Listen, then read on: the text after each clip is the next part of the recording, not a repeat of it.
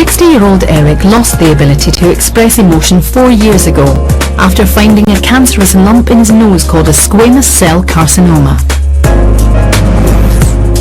Squamous cell carcinoma occurs when small growths called polyps grow out of control and turn into tumours. Sufferers usually spot them in their early stages, but because Eric's was inside his nose, he didn't find it until it was too late. The tumour and much of the bone, tissue and his left eye had to be removed to save his life. Eric's already had 8 operations to rebuild his face. But because of his age and because there's so little bone left to build on, all efforts failed. Now he and his partner Karen have come to see Dr. Christian to find out whether anything else can be done. When they told me they were going to remove the side of my face, I had no idea that it was going to end up like this. It doesn't bother me. Who I fell in love with is in here.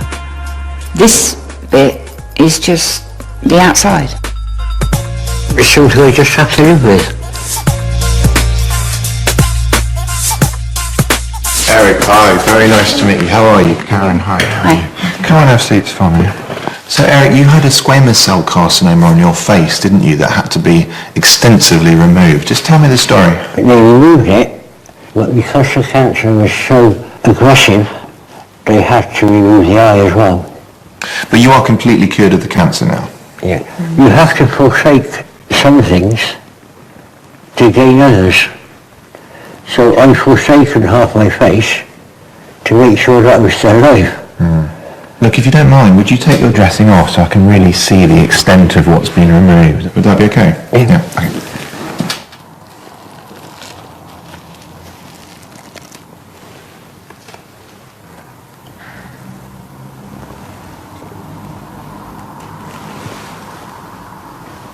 You've had the whole of this side of the cheek and eye and all the bone structure around there removed. You can see straight through into the sinuses and what we call the turbinate bones inside the nose. No roof of your mouth anymore, which is probably very irritating for you. There's nowhere really to put your tongue, is there, which is why it moves like that.